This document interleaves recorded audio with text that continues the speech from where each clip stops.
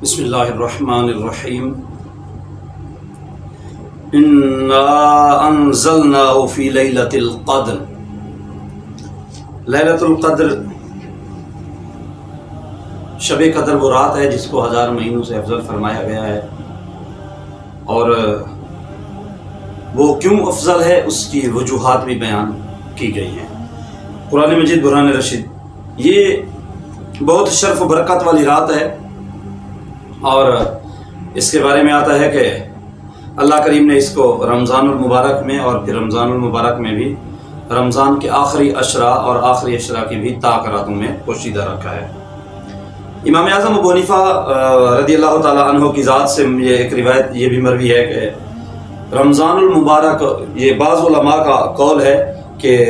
آخری عشرے کی 27ویں شب جو ہے اس کو لیلۃ القدر قرار دیا گیا ہے۔ تو بہرحال لیلۃ القدر کی رات کو پوشیدہ رکھا گیا ہے کہ یہ 1000 مہینوں سے افضل ہے، تاکہ لوگ اس پر تکیہ نہ کر لیں، پورا سال گناہوں میں گزاریں اور پھر جب وہ رات آئے تو پھر اس رات میں عبادت کر کے 1000 مہینوں کی عبادت کا ثواب پا کر اپنے آپ کو عبادت سے ریاضت سے دور کر لیں۔ اس لیے اس کو یہ مخفی رکھا گیا ہے تاکہ بندہ پورے سال کا قدر کرے، پورے سال کی راتوں کی قدر کرے۔ وہ افضل کیوں ہے؟ اللہ فرماتا ہے انا انزلناہ فی لیلۃ القدر، بے شک ہم نے اس قرآن کو شب قدر میں نازل کیا، یعنی بے شک ہم نے اس قرآن مجید برہان رشید کو لوح محفوظ سے آسمان دنیا کی طرف یکبارگی نازل فرمایا، جبکہ آسمان دنیا سے پھر زمین پر آقا کریم صلی اللہ تعالی علیہ وسلم کی ذات پر آہستہ آہستہ قرآن مجید برہان رشید کا نزول ہوا۔ یہ ایک وجہ بتائی جا رہی ہے کہ لیلۃ القدر کی رات کیوں افضل ہے، کیونکہ اس میں قرآن اترا ہے لوح محفوظ سے آسمان دنیا پر۔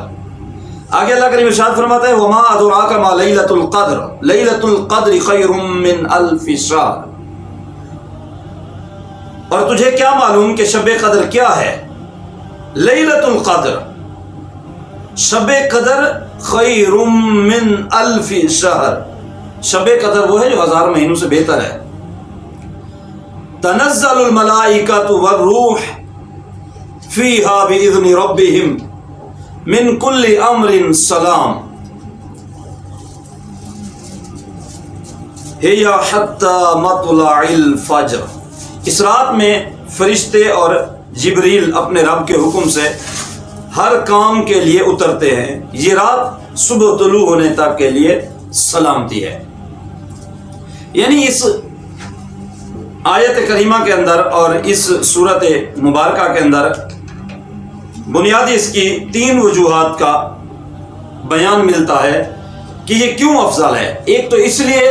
کہ اس میں اللہ کریم ارشاد فرماتا ہے کہ ہم نے قرآن کو نازل فرمایا ہے۔ دوسرے اس کے افضل ہونے کی جو وجہ ہے تنزل الملائکہ والروح، دوسری اس کی وجہ یہ ہے کہ اس میں اللہ کریم کے مقرب فرشتے اور حضرت جبریل امین کا نزول ہوتا ہے، وہ آسمان دنیا سے زمین دنیا پر تشریف لاتے ہیں اس رات میں، اس لیے بھی یہ رات افضل ہے۔ تیسری اس کی وجہ بتائی گئی سلام ہی حتی مطلع الفجر، یہ رات صبح طلوع ہونے تک سلامتی ہے۔ یہ شب قدر کی تیسری فضیلت ہے۔ تو یاد رکھیے شب قدر بہت ہی فضیلت و برکت والی رات ہے۔ حضرت ابو ہریرہ رضی اللہ تعالیٰ عنہ سے روایت ہے، آقا کریم نے فرمایا جس نے اس رات میں ایمان اور اخلاص کے ساتھ شب بیداری کر کے رات کو جاگ کر اللہ کریم کی عبادت کی تو اللہ تعالیٰ اس کے پچھلے سارے گناہوں کو یعنی صغیرہ گناہوں کی بخشش فرما دے گا۔ اور حضرت انس بن مالک رضی اللہ تعالیٰ عنہ سے روایت ہے، آقا کریم صلی اللہ تعالیٰ علیہ وسلم نے فرمایا جس وقت رمضان کا مہینہ آیا تو آقا کریم نے فرمایا کہ بے شک تمہارے پاس یہ مہینہ تشریف لے آیا ہے، اور اس میں ایک رات ایسی ہے کہ جو 1000 مہینوں سے بہتر ہے۔ جو شخص اس رات میں محروم رہ گیا یعنی عبادت و ریاضت سے، اس رات کی تمام نیکیوں سے محروم رہ گیا، وہ تمام نیکیوں سے محروم رہا، اور محروم وہی رہے گا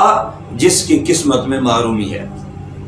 لہذا ہر مسلمان کو چاہیے کہ وہ یہ رات عبادت اور ریاضت میں شب بیداری کر کے گزاریں، درود و سلام کی تسبیحاں پڑھ کر گزاریں، اللہ کریم کی پاکی اور اللہ کریم کی تسبیح و تحلیل میں گزاریں، اس رات کو قرآن کی تلاوت میں اتاریں،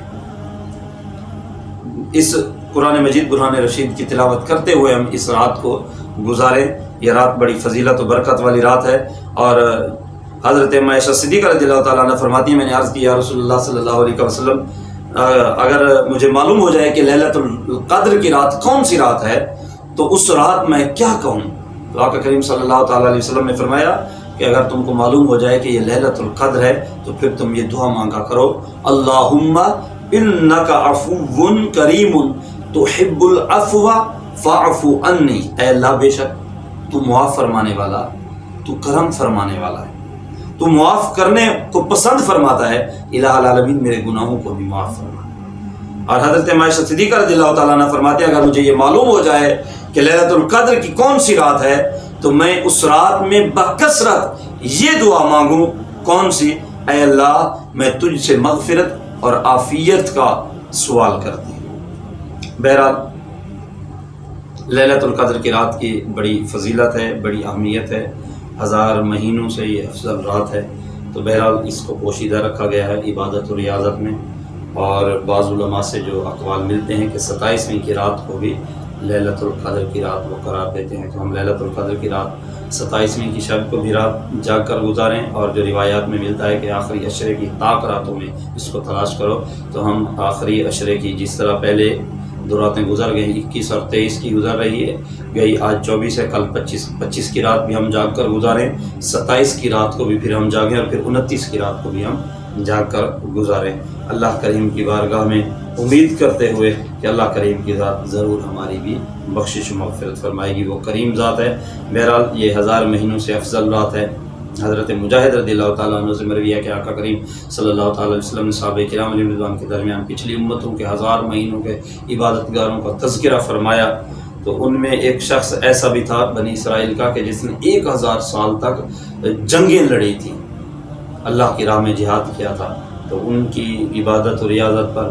مسلمانوں کو بڑا تعجب ہوا، تو اللہ کریم نے آیت کریمہ نازل فرمائی لیلۃ القدر خیر من الف شہر، کہ ایک رات ایسی بھی ہے کہ جو 1000 مہینوں سے افضل ہے۔